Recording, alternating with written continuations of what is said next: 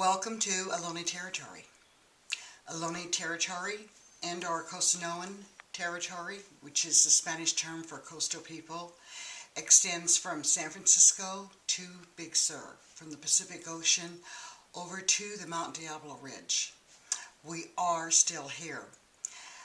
There are some native people, some descendants that still live in the original traditional land, such as where we are here in Indian Canyon. It's the only federally recognized Indian country for about 350 miles along coastal California. It served as a safe haven for many of the indigenous people whom did not like the restrictions at the mission of San Juan Bautista. To find Indian Canyon, even today, people with a map get lost. You have to come up Cienega Road, and Cienega means swamp, so at one point in time it was very, very swampy, and you just were right in the heart of the Gavilan Mountain Range. It served as a safe haven during contact, and it's a safe haven today. We've opened up my great-grandfather's trust allotment to all indigenous people whom are in need of traditional lands for ceremony, and we have many people from the Bay Area, from the San Jose area, from Monterey Peninsula, Watsonville, come to the canyon. We have 8 sweat lodges. We have in excess of 40 or 50 different sites for the Hamblecha and or the Vision Quest. And many workshops take place here, naming ceremonies, crown dance ceremonies. There are a number of native peoples, medicine men and women who come in from different reservations when they have to renew their energy to continue the work they do on their res, will come to the canyon for 4 days, communing with nature, and then return back to their res and our reservation so they can continue their work. We have Maori people from New Zealand, Aborigines from Australia, that's Sami from the Norwegian countries, the indigenous people.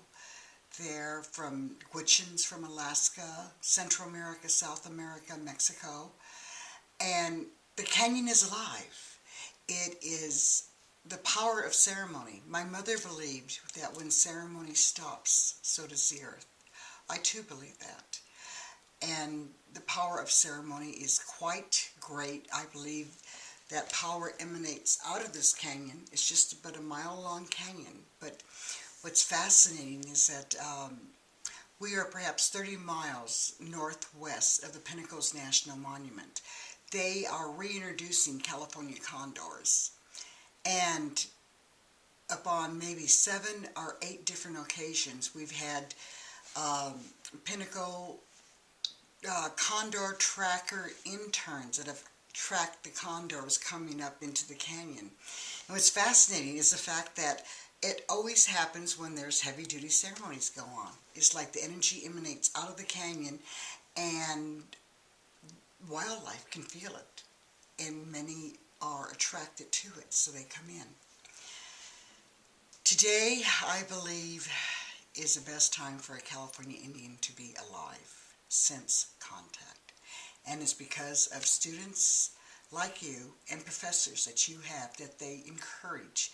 Let's get some truth in history and realize the foundation of this country was built on lies and on deaths of Indians, and honor what descendants whom are left.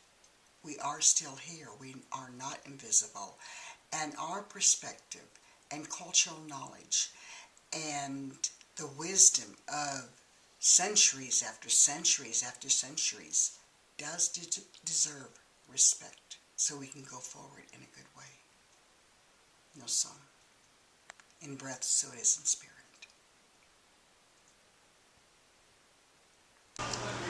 No, so about myself and being active in the Native American community, I pretty much maintain contact with all the Native youth, and I definitely go to as many events as I possibly can, even though finances are rarely available. I maintain cultural presence, and I also just pretty much like to educate people about me being Native, me being Costainoan, Ohlone, and Chumash, and me still being here. Pretty much in the Native American community, we know we're all still here, but to the people slightly not with us, maybe the people, just everyday people, they're not always culturally inclined, knowing that natives are still around, and or they have a very stereotypical view of certain natives around, especially the teepee and different means of traveling or means of living. So I pretty much like to educate people about my cultural heritage, and I definitely try and tell them that I'm only speaking from my own terms, my mother, my exposure, and my cultural history. So I definitely own up to what I say.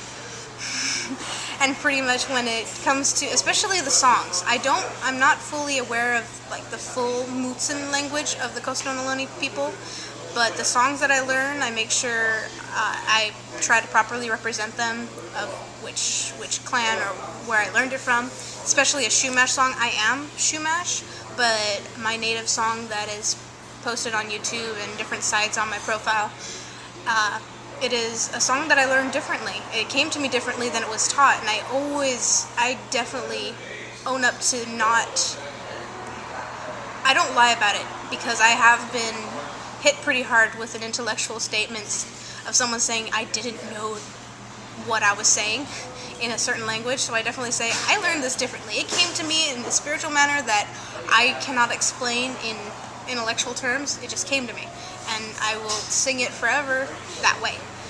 And so being culturally aware, especially in today's society, is definitely, you do have an upper hand in a sense that you just are you're being present. You're being present with Mother Earth, you're being present with those around you, especially those who may not understand cultural awareness, cultural sensitivity. My mom likes to say we need to start actually I presented her with creating a cultural sensitivity course 101. She constantly announces, especially to our local sheriff and to a couple who were they? Just a couple of business individuals who just kind of schlubbed off the spiritual aspect of a conversation. And when my mother said, so if you don't understand the last 15 minutes of what I was saying, you need a cultural sensitivity course 101. And she's been saying this at least for the past few months, maybe even the past year. And I'm like, Mom, we should probably do that.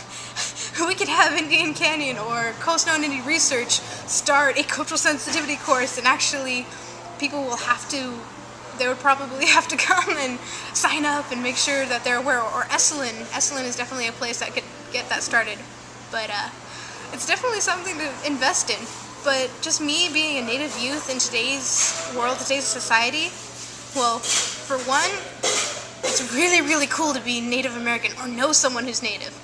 And or the individual who says, oh my gosh, my great-grandma is also native, but I don't know what kind. And that's kind of the end of the statement. They think it's really, really cool, and then they fizzle out.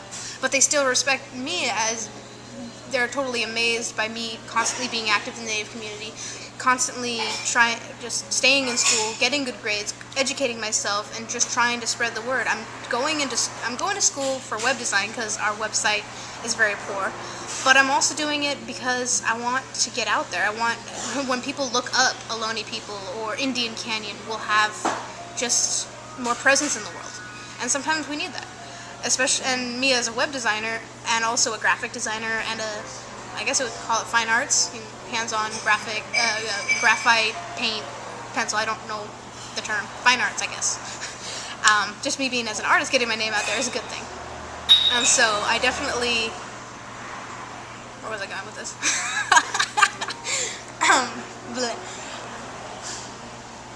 Today, sorry about that.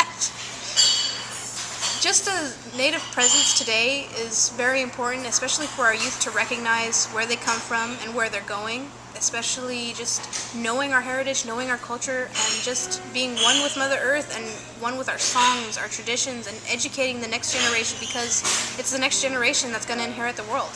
And I truly believe that natives had it right in the beginning, before we were colonialized. Pretty much, colonialization was also, like, further along the lines, everything got a little more convenience, and now we're so bound, we have so much, we're surrounded by information, so much information is readily available, but we're constantly lacking in wisdom, we're constantly out there searching for something more. and we think we need to fill it up with more information, more material objects, more I know this, I know that, but we're lacking, and some people are just constantly searching, and it's just wisdom and understanding that they need. And some people find it in different cultures, but the Native Americans, the Aboriginal people of different territories, had it right.